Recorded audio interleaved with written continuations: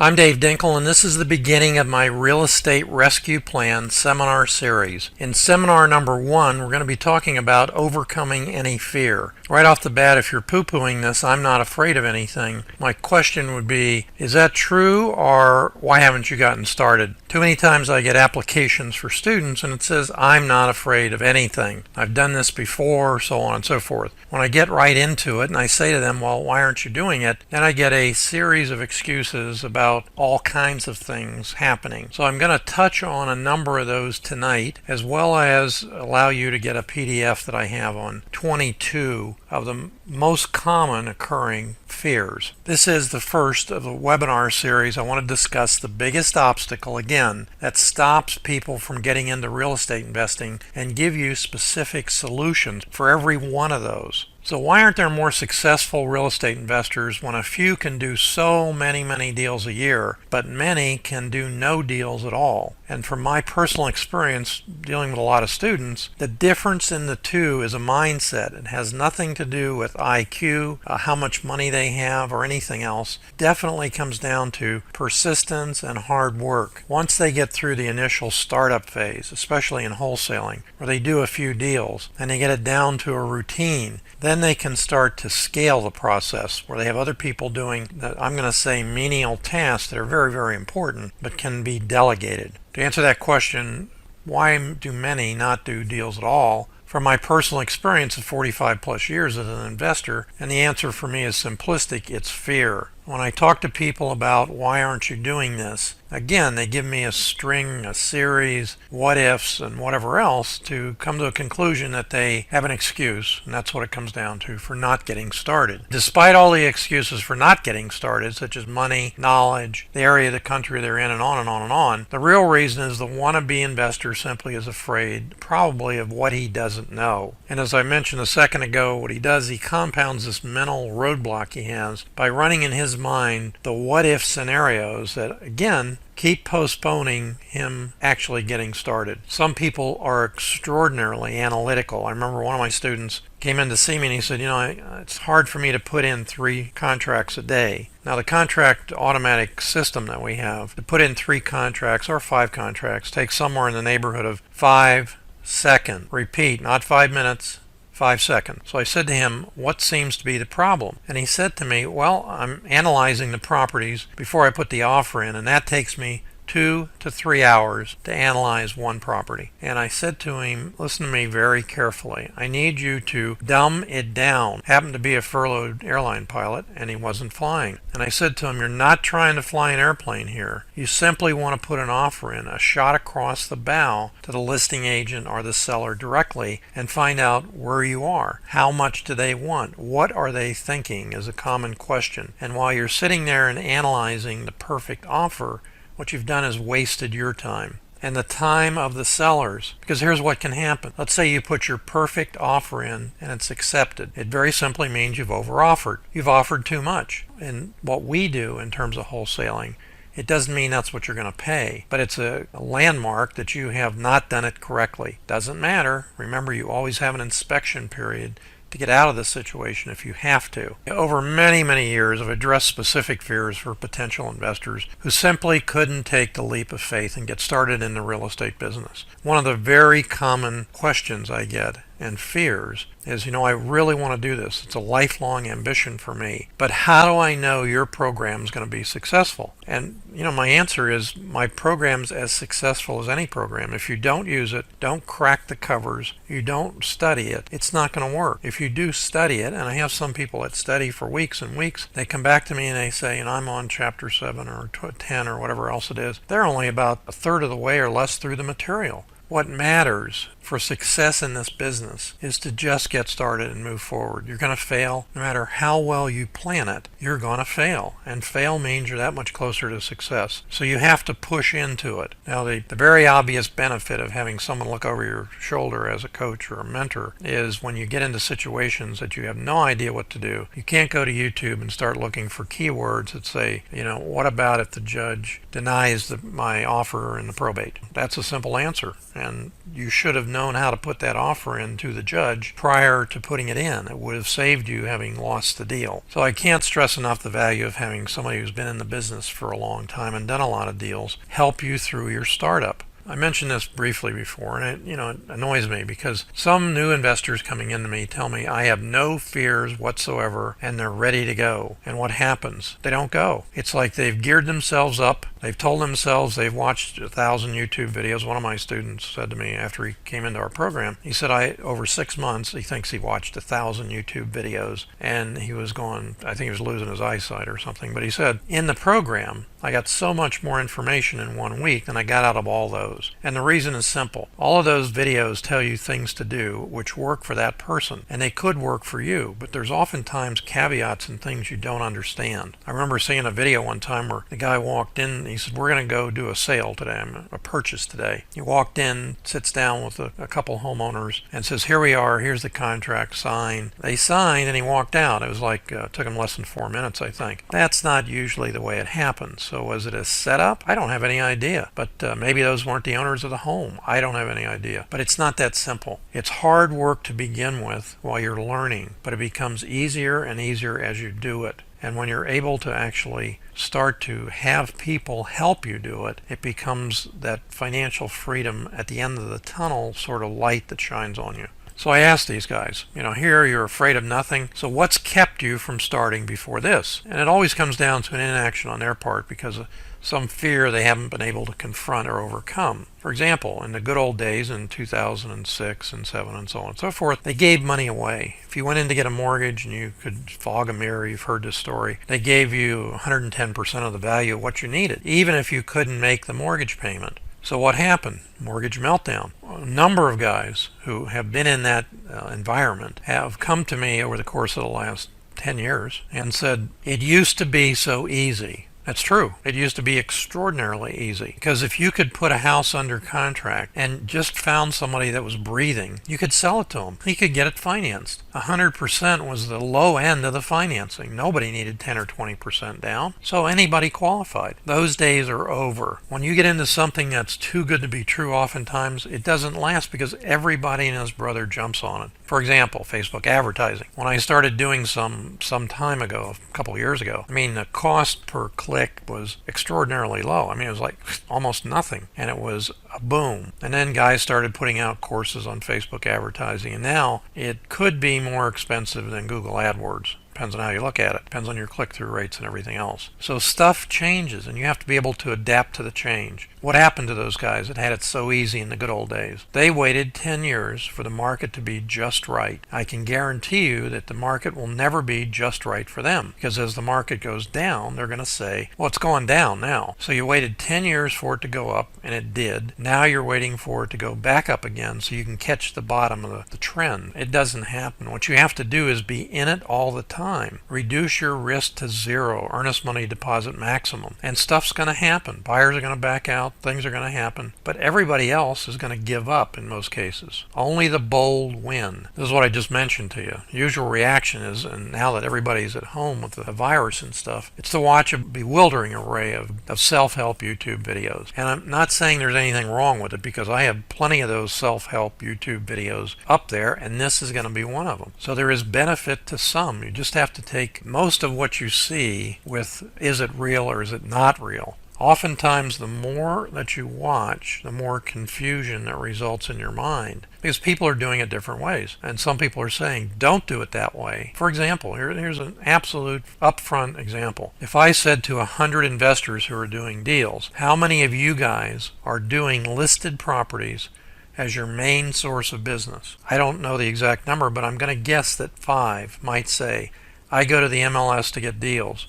and I get super deals, oftentimes 10 times the amount of the profit that the other investors get by going directly to the homeowners. Who would those 5 investors be? They'd be our students. And I'm not beating my chest about our students do well. They do great if they do what they're supposed to do. And if they don't do anything, then they do nothing. It's cut and dry, black and white. If you don't work at it, it won't work. Many struggle, but as soon as they start getting deals, it becomes easier and easier. While some have definite benefits, many of the videos are produced simply to upsell the viewer to a more expensive product, which is a mentoring, coaching program, or a product. That's what a sales funnel is called. I had a choice in 2008, actually in 2006, but I really made the decision in 2008 to go one of two ways. That was either to go into internet marketing, which I had been doing for about 4 years or 5 years prior to that, but do internet marketing of myself. Go out there as a guru and say, guys, here I am. Here's my track record. Come to me.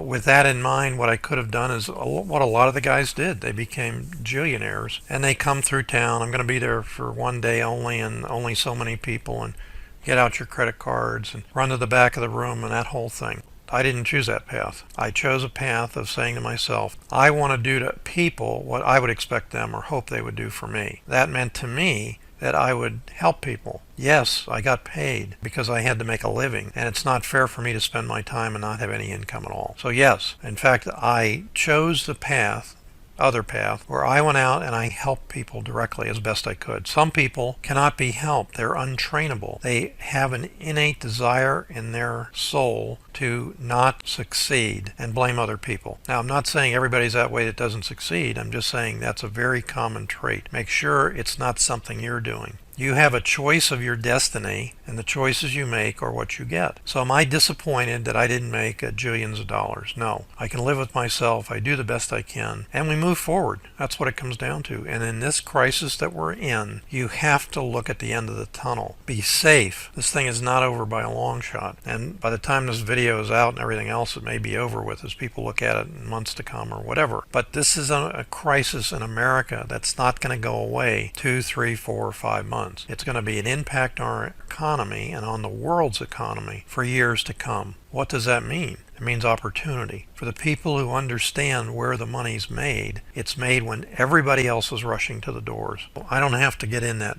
I don't want to get into that mindset of you have choices and you got to make the right ones. My experience is just make a choice and go with it and see if it works. If it doesn't work, let me give you another example, and I don't want to get off track. One of the excuses I've heard is the definition of insanity is doing the same thing over and over again with no result. Well, I don't know if that, I think it's Einstein that said that. But the reality is, if you're doing the same thing over and over again and it doesn't work, you have to change what you're doing, because something will work. Other people are doing it. So the choice is, do you want to be different and excel and have your personal brilliance come out, or do you want to just be known for the excuses you made? So the ultimate key to success in real estate investing takes place on one of two different tracks. Track one, self-learning, struggling to do a few deals, smaller profits. There are plenty of guys around the United States who watched videos, got one of those one-page contracts, went out there, saw a homeowner, signed the contract, found an end buyer, and boom, they made money. I one time saw a video where this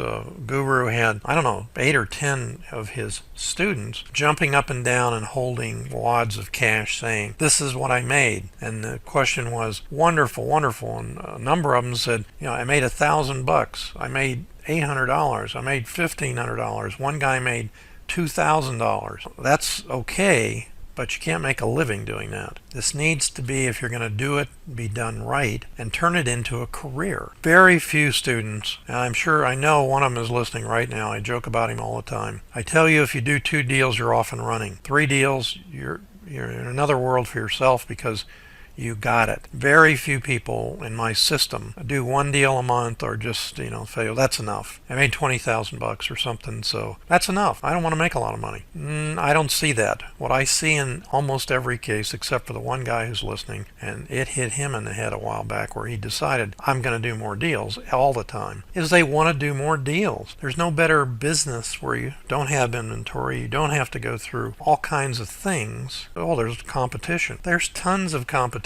So why don't you stand out above the competition? It's your choice. What do you have to do different? Depends on what you want to do different. Track 2 is simply buying what is known as bright, shiny objects. These are the topics of the minute, with many rehashed old methods revised simply to sell to unwary investors. I looked at some programs coming out and I thought to myself, what in the hell is this? I mean, the lease option wholesale program, is that really a program? Hey, the guy that developed that program sold a lot of programs because of great marketing. How many people actually made money wholesaling lease options? I'm sure some did. How much money did they make? I don't know, but I know that you cannot sustain a living and a career on wholesaling lease options unless you're selling a program that talks about how to wholesale lease options. These courses and programs, as you probably know, can be anywhere from $20 a month to $100,000. We've had 3 students in our program that spent $100,000 each on a program and couldn't do a deal.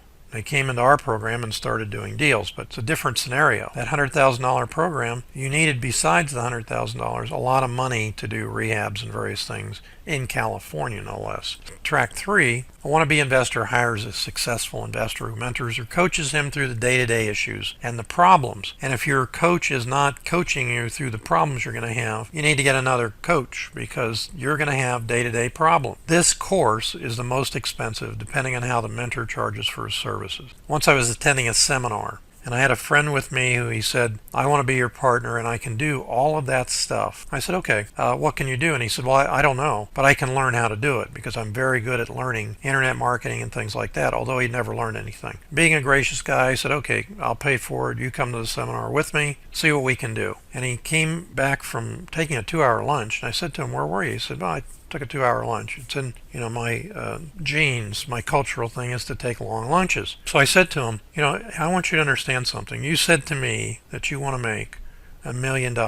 He said, yeah. I said, okay, this is after we had been together and trying to do this for a few months. He was taking vacations. He was doing all kinds of crazy stuff. I think is an excuse not to get the work done. But I said, look, assuming there's 250 work days in a year and you want to make $1 million, that's $4,000 a day. How are you going to make the $4,000 a day if you aren't working? He said, well, I hadn't thought of it that way, but that's not how my culture thinks.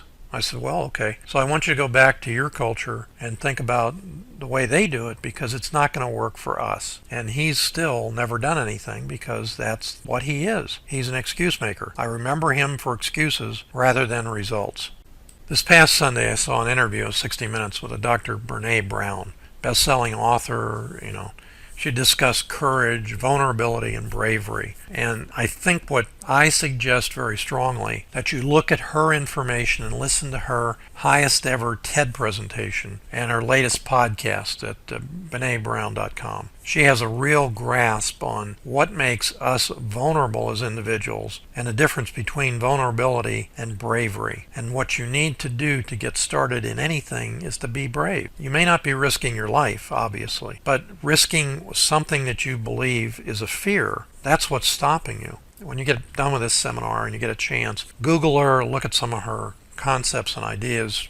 Now, I say this tongue-in-cheek, so to speak, because fear is both good and bad. Keeps you from being self-destructive, but far more often it keeps you from fulfilling your personal potential, what I call your brilliance. And I see people that have it every time they start talking about the things they dream of and the things they can do. You always hear this story about anybody could be president of the United States. Well, a lot's changed since anybody could run for president, but boy, we've had some presidents that no one ever expected to be president.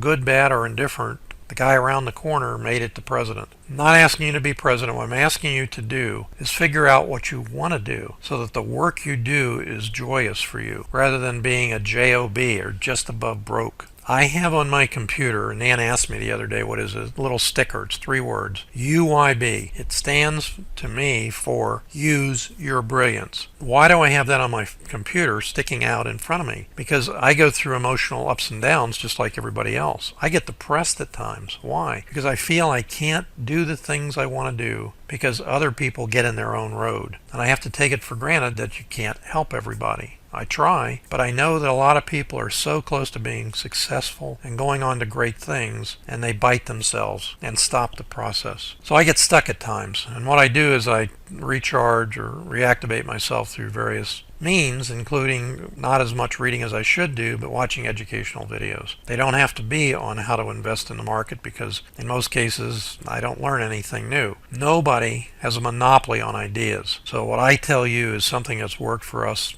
thousands of times over probably. But there's plenty of people out there who are making it work with different ideas. But whatever it takes to get you out of your festering inaction, you need to take that action. Small bites at a time. You heard me mention this before, I think. How does a pygmy eat an elephant? Well, I don't know if they have elephants where there are pygmies, but the axiom is one bite at a time. And that's what you have to do. The best thing you can do is, when you're in this festering inaction, is throw yourself into doing something. If it means going out and exercising, exercise. If it means break your thought pattern by doing something, looking at something, drawing something, reading something, that's what you need to do. And then come back to the action that you stopped on. So if you haven't experienced this, inaction can lead to apathy, inability to make decisions, and it's self-destructive. When somebody applies for the mentoring program and they say, I just don't know. I bought this course and that didn't work, and I bought that course and it didn't work. And can I talk to some of your students? And I say, sure. So they talk to some of the students and they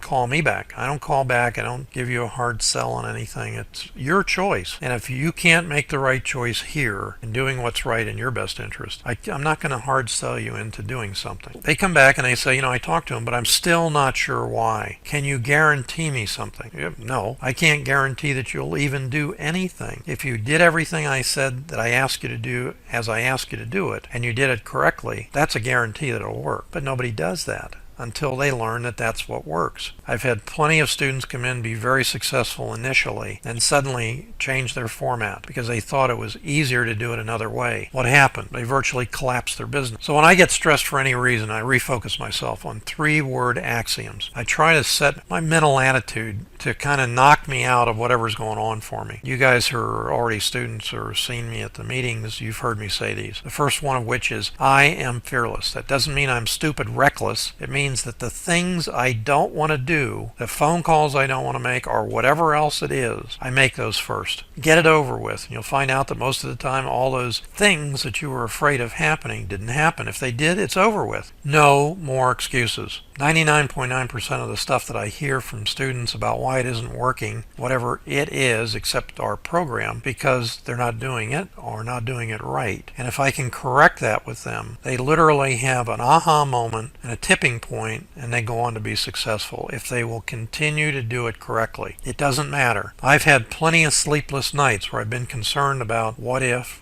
this, what if that, so on and so forth. And I can only tell you that 99.999% of the time, that stuff never happened. And when it actually did happen, it was like, gee whiz, that was nothing at all. All the time and stress and probably years I subtracted from my end life was because of me. That stuff doesn't matter. Certainly, when something happens, you're going to say to yourself, now that matters. Dave was wrong about that. But the world keeps on going by. I see in my lifetime, a lot of people have come and gone, made great contributions to society. Other than having a street named after themselves or a statue, they're in the past. It's gone. What I've come to the conclusion is life is like a very quickly flowing river. You either get into it and go with the stream, or you don't ever cross the river. You never find out what's on the other side. If you're happy where you are and you have no expectations, or you never want to change what you're doing, you don't have to listen to any more of this seminar, and you don't have to study real estate investing unless that's what you want to do to change your life. Finally, the one that I've added recently, don't look back. And it's because I find myself and too many other people talking about, what if I had done this? The guy that painted the building for Google in exchange, he took some stock or something, became a billionaire. Another guy, they said, we'll give you some stock if you do this for us. He said, no, I don't want to. That stock, his wife said, no. Don't loan them the $900. That's what it was. They wanted to borrow $900 because they needed the money. And she and his financial planning brother-in-law and all said, don't do it. That stock that they were going to give him in exchange for the $900 is now worth $100 billion. Bad decision? Hey, it was a decision at the time. Blame it on his wife, brother-in-law. It doesn't matter. Don't look back. It doesn't matter. Move forward. Here are fears that have been expressed to me, and I've collected them over the years. There's 22 of them here. I'm going to go through them very, very quickly because I have something for you at the end where you can spend more time on looking at these. I have expanded this to 28 fears, but they don't matter. That's what it comes down to, and I want to explain to you why. So here's the ones that I've been told by investors that have dead stopped them from getting into real estate investing. Now, they're the same fears that have kept thousands and thousands of worthy and needy people really from fulfilling their destiny and gaining the freedom they desire and they deserve. If you said to me, is there a common thread through the most successful students? I would say to you, it's persistence. If you pick 100 of those students and you say, what else really got them turned on and started? There was no option B. They had to make this work. And as they made it work, it became easier and easier. They realized that I should have done this all the time. I've had plenty of guys come in who are dads and they want to teach their children, 16 and 18-year-olds, real estate investing. And they do, because the kids have an open mind. They don't know any better. They just do what they're supposed to do. They're told, and they do extremely well. I don't know, the youngest one we ever had has been 14, so you know. Now, these are not in any specific order whatsoever. The greatest fear, they're not descending or anything like that. They're just out there. And because what is the greatest fear for you is probably the least of fears for someone else. They're simply in the order that people brought them to me, or I decided to write them down. It doesn't matter. I want to say to you that I had a big choice to make about what the first seminar in this series was going to be. What I'm trying to do in these series is put them together in a sequence that may not be logical to you, but that I know that will work if you follow the sequence. So the fear, this overcoming of this innate fears that everybody has, to me is the most important. You may think it's money, whatever else. We're going to talk about them. So losing my earnest money deposit. The only way that's going to happen is if you go past your inspection period. Now, I'm going to make these very short because of the time element we have, but I'm going to give you a book. It's not a little book, it's a book.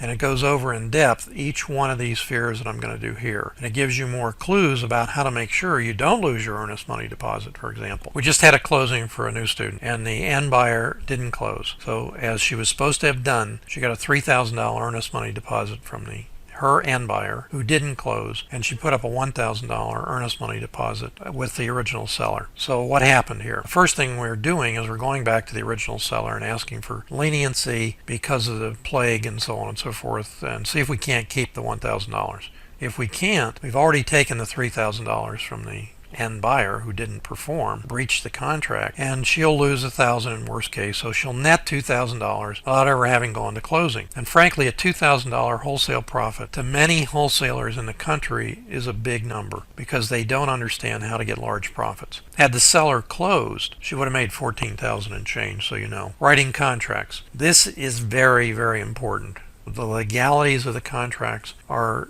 very important because a lot of things can go wrong. They're important enough that the next seminar, seminar number 2, is about contracting. Ironically, I went ahead and made seminar number 2 before I made this one. In seminar number 2, I'll go over all the aspects of writing a contract, the 5 different types and various other things that can happen and go wrong, and little tips and techniques that will help you to ensure that you're either going to have a seller come to closing or an end buyer come to closing or both or whatever needs to be done with it. But your contract writing is critically important. And the key is read the contract. Understand the contract. Sure, it's a lot of mumbo jumbo and legalese and stuff. Read the contract so you know what you're doing. And I'm going to talk about, should you use a 1-page contract, 2-page contract, 11-page contract? Where do you get the contract? It's all in the next coming seminar. I don't know what offer to make to a seller. Well, there's all kinds of mathematical formulas and simple things and whatever else. This is going to be a seminar unto itself. I talked about ARV in the previous introduction to this series. How do you calculate the ARV? If you make an offer to a seller and they accept it, you've paid too much. What's the key here is not what offer you make, it's whether or not you're able to sell it in the time period you have it. Now that sounds contradictory to common sense. If I don't make the perfect offer, I'm not going to get the deal. Well, you're better off, because if you make that perfect offer, you've made too high an offer. So our strategy moving into these offers is to understand the process of the thinking on the other side of the seller or the roadblock of the listing agent in between and what goes on. So in terms of what offer to make, pick a number. Offer them 75 or 78 or some percentage of the list price if it's listed just to get started. On the flip side, look in the appraised value in the public records and see what the county appraises the property for. Start out there. Is it going to be low? Of course it's going to be low. Is it so low you may not get the deal? No. What you do is you blame that offer on your money partner who's a jerk. I'm the money partner. Okay, this is a very common one, and it's a real concern. New guys watching videos, they get the one-page contract free online. They go out to a seller. Boom, the seller says yes. Okay, now they have a contract. I get a phone call, transactional funding, and they say to me, I got it. Now who do I sell it to? Okay, that's a good question, especially if the deal is not a deal. You've overpaid for it. But the key to this is you have to build a buyer's list. I've talked about how important contracts are, how important overcoming fear is, but ultimately, if the smoke clears, the most important thing you as an investor will ever have in this business is your buyer's list. You never ever let a VA or an assistant use your buyer's list and have control of it, because if they ever leave you, what's going to happen is they're selling the most precious asset you have for little or no money. And probably once a quarter we get an email that says, hi, my name is Johnny. I live in Pakistan. My mom has cancer. He used to work for the biggest wholesaler in your county, and he has 7,000 on his email list. I have his email list. I'll sell it to you for $169. As soon as that email goes out, I get 20 phone calls. And the question is, should I buy the list? My answer is, what are you going to do with the list? How are you going to integrate it into your system in such a way that you're not spamming them? Because if you spam them, you could be caught, and it could be very, very expensive. I'm sure that Johnny, or whatever his name really is, sells 50 of these things or 100 of them. That list could be 3 years old or 5 years old. There may not even be a list. He may have gone online to get it himself. You're building your buyer's list, and building the relationships with your end buyers will allow you later to sell other people's properties. So you're never going to have to put up an earnest money deposit. You'll never have to go out and see a property, all because you started out on the right foot and focused on, in addition to getting sellers, motivated sellers, to building a buyer's list. What if I overbid on a property? Well, that's when you overbid on a property, that means they give it to you. They send you back a signed contract, or they send you a contract and say, boy, are you lucky. The seller finally decided to take your offer. It was the best. It's been on the market 400 days. You overbid on the property. Now, typically overbid means at an auction, and the same thing applies. If they give you an inspection period, once you get it under contract, you got to make sure that it's worth what you put it in for. The biggest issue is if you're bidding at the auction, you need cash to close, and sometimes, like a local foreclosure auction or tax deed sale, you need the money the next day. If you made a mistake, you're stuck, or you lose a substantial portion of the original deposit they required to do the bidding. My suggestion would be not to start out bidding at auctions to begin with. Simply, if you overoffer on a property, make sure your inspection period ends on a certain date. If you can't resell the property, or you can't get an extension, or you can't get a discount on the price, give it back. Bleeding to death on a property. Well, this is a real fear, because if you don't do rehabbing correctly, this is what happens to many rehabbers. It starts with their incorrectly assessing the after repaired value. It goes on to either the cost is different than what they expected because they find things that they didn't know about before, or the help they have doesn't help them the way it should. Then the third thing or fourth thing that comes in on them is the cost of money. They're losing money every day, and they can't get it onto the market, or they have permitting problems, or they get it on the market and then they can't sell it. It becomes a nightmare for them, and they are bleeding to death. And my answer to that is very simple. I don't want you to rehab until you learn how to wholesale and make money consistently, and then cherry pick the absolute best property and move forward with that one if you want to try rehabs. If I had some students come forward, if I had a group of 50 out here, and I said, okay guys, how many of you tried to go to rehabbing instantly? And probably, maybe 10 or 15 would say they did. And I say, okay, how many of you went to rehabbing after you did 10 deals? Probably 20 or 25 of them. Different one. We've got most of them having touched into rehabbing. If I said, how many of you guys are still rehabbing today? Probably 2 or 3. Why? There's too much risk in rehabbing. You're at the risk of the marketplace. You're at the risk of cost of money. You're at the risk of your employees. What I never realized, because I thought it wouldn't happen to me, and it didn't, luckily, what happens if an employee is on a ladder and he's not a licensed contractor,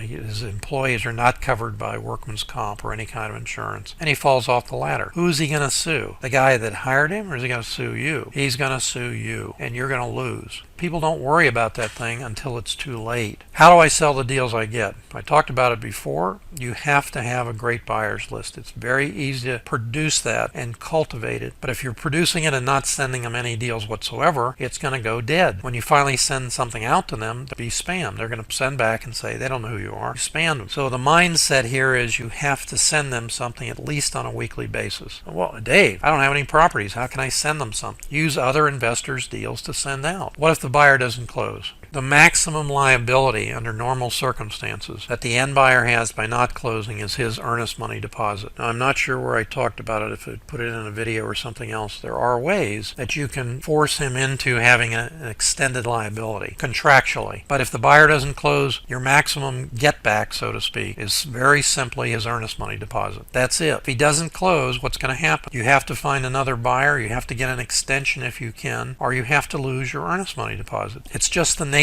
of that deal. Get over it and move on to the next one. I'm afraid of what I don't know. That's because you choose to be afraid. Every day I see something new. 45 years in the business and moving forward. Every day something comes up. Typically, ironically, maybe not so ironically, but typically it comes up because the investor didn't know what he was doing and he waded into a quagmire of stuff and made it worse. If you're going to be afraid of what you don't know, don't go outside because you don't know what's going to happen outside. You could be hit by a car. A meteor could kill you. I don't know what's going to happen, and I go forward every day, and you can do the same thing. Get over it. What if the seller doesn't close? Now, this gets better because very oftentimes the seller doesn't close because another investor went around you, made a higher offer. I have a text, 20 ways to make sure buyers and sellers come to closing. And what I talk about in there is the Thor's hammer of getting that seller to come back. But I guarantee you that even if it's a bank, you can get that seller to come back to closing. And it's happened to me at least 25 times where I was buying an REO, there was a listing agent involved, listing agent found out I was wholesaling it, went to the asset manager, and the asset manager on the day before closing said, tell him I'm canceling the contract. He can't cancel the contract. Now he can cancel it in a short sale. That's a loss mitigation rep at the bank. That's because he has the ability to do that because he's the lender, and in his letter of approval it says that. I can cancel right up to the day of closing. But boy, we use this technique of bringing the seller back to the table. It's worked miracles, especially with national banks. They've been back at the closing table within 48 hours. I have no money, no credit. How do I buy properties? I'm not sure why this is such a problem for people, that they don't believe that you can buy a property with virtually no money. I say virtually no money. You need an earnest money deposit and a piece of paper for a contract. How do I get an earnest money deposit? How do you feed yourself? Where do you get the money to feed yourself? Well, I have a job. Save the money. Oh, I don't know. How much is an earnest money? Stop this. These are all excuses. I've had situations where people have made $600,000 on a same day double closing. You can see them on my deal of the day talks online. $600,000. No money in the deal. Oh yeah, Dave, it was a $45,000 earnest money deposit. Where did they get it? When they came to me and said, Dave, do you loan $45,000 for earnest money deposit? No, I don't lend earnest money deposits. So the next thing I said to him was, look, this is very simple. You have a contract in front of you, both A to B and B to C. Take it to friends or family members and make a deal. Look, I'm looking at this kind of profit. I will pay you double your money. Just loan me 45 grand. And that's what they did. So ultimately, when they made that much money, they had no money in the transaction of their own. Can you do it? You can do it if you want to do it. I get frustrated because I know people, if they want something badly enough, they can find a way to do it. And when I see them buying a Rolls Royce on the salary of a person at Burger King flipping hamburgers, that's what they wanted. They wanted the Rolls Royce, and they figured out a way to do it. And you don't have to sell drugs and do things like that. Hedge funds and foreign buyers buy every property. That's silly. Absolutely silly. The fact is the hedge funds are large buyers. One owned over 40,000. Another one owns 20,000 properties. I don't know how many single-family homes there are in the United States, but there's millions and millions and millions, all of which will come up for sale at some time in the future. It's a renewable resource. The hedge funds do not go out to the MLS and say, show me deals. There are no deals on the MLS. Now, a little while ago I said to you that our students are the ones buying the deals on the MLS. There are no deals on the MLS. We make them into deals. That's why they're there, to be made into deals. And only one of two things can happen. Somebody comes along and pays too much, God bless them, or we're the last man or woman standing. Oftentimes that agent will call you back for the deal.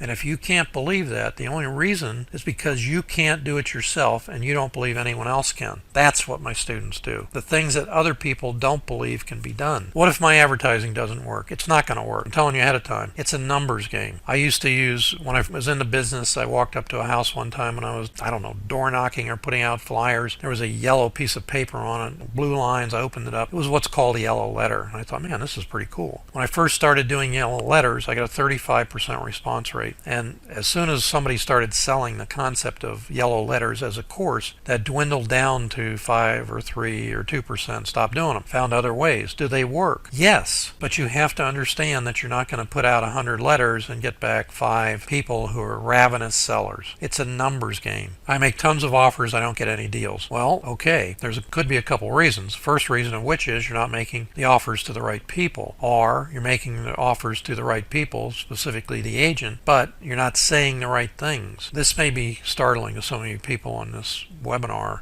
We do not make money making offers on properties. The offer is designed that we make to be declined, rejected, laughed at, stupid, low, ungodly offers. That's what we do. How do we have such large profits? How do we have such powerful wholesalers in our system? Guys who are gurus in the industry now that started out doing exactly what you can do because we do it differently. Our mindset is not to do what everybody else is doing. It's to do what works and understand the principle of why it works. What I do with students, if you're making your offers as you're supposed to and you're not getting deals, I bring you back in and sit down with you, or now we're going to do it by Zoom, and we talk about what's wrong with what you're doing. Normally we can fix that and you're off and running. Who do I ask when I have a problem? That's a great question. If you don't have a mentor or somebody else in the industry that's very, very successful, you may be asking people that don't really have the right answer for you, or they don't know the answers. That's why a mentoring or coaching program can be invaluable. One deal saved because of the person's input that has experience can pay for the whole mentoring program many times over. One deal. Your thought might be, well, gee, it's a lot of money. I don't want to spend the money because I don't know if it's going to work. It's only going to work if you work it. And when you get into these situations where you have a problem, it's a bonanza for you. Now, the problem may not be solvable because you've gone in too far. But if it is, and you can get that answer, it's going to pay for itself. One deal. What about accounting in the IRS? What about accounting in the IRS? You need to do your accounting. I've had 2 students in my system who came to me and said, Dave, I got a problem. I said, what's the problem? I haven't paid my income taxes in 3 or 4 years. Okay, that's a problem. What did you do with the money? Well, I just kept pyramiding it into wholesaling and rehabbing and buying apartments. And okay, now what are you going to do? Well, I didn't keep good records. It's not my issue. What you need to do is there's all kinds of people online. If you owe the IRS more than $10,000, go out there and start talking to them. Let them start negotiating for you. Because besides freezing your bank accounts and taking your passport and doing all those nasty things, they can put you in jail. And they put plenty of people in jail for exactly, call it evasion, but it felt so good. I don't care how it felt. It's going to feel very badly when you're in a low security federal prison for 18 months or 5 years or something like that. So take care of it. Keep a record of what your expenses are. The worst thing you can do is not keep a record, and then you go and you finish up the property as a rehab. You sell it, you thought you made a profit, and then you realize I didn't take into account 2 of my credit cards. I have software, it's called Deal or No Deal software, and I made that software with a specific part of it where it does accounting for you, because a very good friend did a rehab, didn't know when they sold it, they thought they made a profit, they lost a chunk of change because they didn't do their accounting on a regular basis. I'm afraid I'll pay too much in income taxes. I have to pause and take a breath because this is the stupidest thing I've ever heard in my life. If you don't want to pay any income taxes, you have 2 choices. Live in poverty. I know it sucks, but boy, you're not going to pay any income taxes. Or don't pay any income taxes. And then when you go to federal prison, why, they'll take care of you there. The wealthiest men in the world, if you ask them, what do you think about income tax? They take advantage of every deduction they can get. That's what they pay their accountants for. But they will all tell you they can never pay enough in taxes because it means they're going to get more money to keep for themselves. Not understanding the closing documents. That's pretty easy. Anything you need in the closing documents that you don't understand, ask the closing agent. I put these up online all the time on Deal Talk. I go through them, what to look for, things like that. But if you're uncomfortable with something like this shouldn't stop you from getting in the business. The closing documents are where you actually make the money. What about code violations and liens? Very simply, a great source of huge deals. Learn how to cope with them. Sometimes we'll have an end buyer say, I can take the property like that, but I don't want it like that. I want you to take care of the liens. So we have a process of what we do, and we take care of the liens, the code violations, or whatever we can do to be able to sell the property so it's more or less free and clear. What's more or less free and clear? It depends on the condition of the liens and whether you have to build something or tear something down. Whatever. Here's what I'm saying to you. If we tried to sell that property to an investor, let's say we got it for 70 and we're trying to sell it for 110. He's happy with 110, but he doesn't understand code violations and lien. We go in and we fix it. We don't sell it to him for 110. It's now going to be 130 or more. Why? Because it's effectively a free and clear property. He could have done that himself for probably less than $1,000. But that's the fear of it overcomes the power of understanding the process.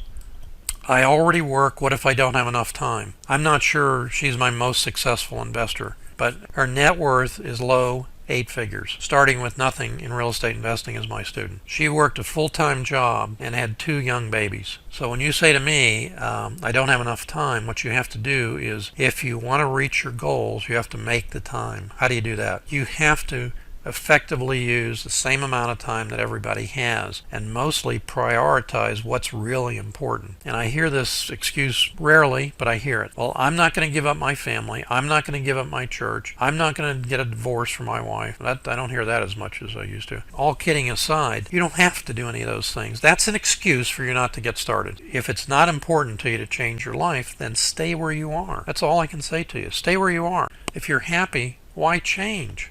I don't know how to make an offer on a multifamily property. Well, it's very, very simple. I showed you last time, I believe, in the introductory seminar how to do it. And if not, I'm going to show you in seminar number 2, I'm going to show you how to make an offer on a multifamily property accurately in less than 5 seconds. I'm afraid of door knocking. I don't like door knocking myself. For many, many years, people would say to me, well, look, if I was parachuted out of a plane into a new city, dropped to the ground, what do I need to do to start doing deals as quickly as possible? That's the answer, door knocking. What's changed is social media. Besides social media, the other part that's changed is you now have data at your fingertips that you can source out what should be motivated sellers by stacking filters, pre-foreclosures, REOs, vacants, non-owner occupied, all those things with your computer and the internet and sourcing those out. You can then, instead of just randomly door knocking, you can go to those doors. The scripts are very simple. I see the bank is trying to take your property. I can help. I see the county is trying to steal your property from you for taxes. I can help. You don't have to say much more. The response is going to be, I have somebody else doing it for me. And this goes on into a series of what else do you say and so on and so forth. It works. What about a 90-day seasoning requirement? Well, the difference between a deed restriction and a seasoning requirement is you've rehabbed the property and you did it in only 2 weeks. Not a problem. It was lipstick on a pig. You go out to sell it, an end buyer comes in and says, I love this. I will pay you more than you're asking for it, but I have a bank and they have to prove the loan. You say, okay, conventional financing. You get an appraisal. The appraisal comes in above what you've asked for. And then the bank comes back and says, oh, by the way, we see you bought this house 2 weeks ago, 2 months ago. We have a seasoning period. What's the seasoning period? That's a 90-day restriction that they will not fund the property because they want to make sure that you're not making enough of a profit, too much of a profit rather, on the deal. So what do they take into account as the profit? They don't count your expenses. If you say to me, well, Dave, I have a profit of $80,000, but I spent 20 or 30 or 40. That's great. You did okay, but they don't care. They want to make sure that their money is covered. Normally, the first part of that is they send out another appraiser, maybe a third appraisal. Doesn't matter. Go to another bank. That's it. Don't have to worry about it. Just go to another bank. What about deed restrictions? I mentioned them a second ago. This is where you get into a short sale situation, and you get a lender approval letter sometimes a couple days before the actual closing date. Sometimes the day of the closing date. They love to send them the same day. And the last paragraph typically says, oh yeah, by the way, you can't resell this property for 180 days, 120 days. I saw one the other day that said the same closing agent couldn't transfer that property for 1 full year. What? That's vindictiveness on the loss mitigation rep at the bank. There's no reason for that deed restriction. Now, certain companies like Fannie Mae have set guidelines on deed restriction. Can't sell it for the first so many days. Can't sell it for a profit of more than a certain amount for 90 days. After 90 days, do what you want to do with it. So the difference in seasoning and deed restrictions is significant, but it deals with 2 different scenarios. That's not the entire list, and this Getting Started series is not designed as a coaching or mentoring program. I keep saying it all the time, but I keep giving you stuff that should be able to get you started, overcome your fears, and get you going. The more detailed discussions are questions that students ask or that we make available to our students. And I don't want to sound like I'm groaning on and on about being a mentor student or a coaching student. I want you to do what's best for you. If you can find somebody that does a better job than us, use them. I support you in your success in changing your life. Having said that, I have a 42-page PDF entitled How to Crush the 22 Greatest Fears That Plague Real Estate Investors. 42 pages. All you have to do is simply go to www.davedinkel.com/22 ways. It's yours. The other thing is send your questions to blogdaveDinkel@gmail. We're not going to take questions at the end of this video. The reason being is it takes too long to get the questions out. This way I can handle the questions, and what I'm going to be doing is answering all those questions. I've done this in the first one, the introductory series, and I got a bunch of good questions. But a lot of the questions that came in overlapped. So by answering one of those questions, it really takes into account as many as 5 or 10 people who ask it. So we're going to be doing one of these seminars on those questions, probably either number 3 or number 4. In the next rescue series, number 2, I'm going to be discussing all about contracting and the benefits of learning how to do contracting properly and how powerful you can be by controlling the contracts, and how many mistakes the average investor makes by not actually concentrating on getting a good contract in place. Use something that only has 1 or 2 pages. Thanks very much. I'm Dave Dinkel. I wish you limitless success in all that you do.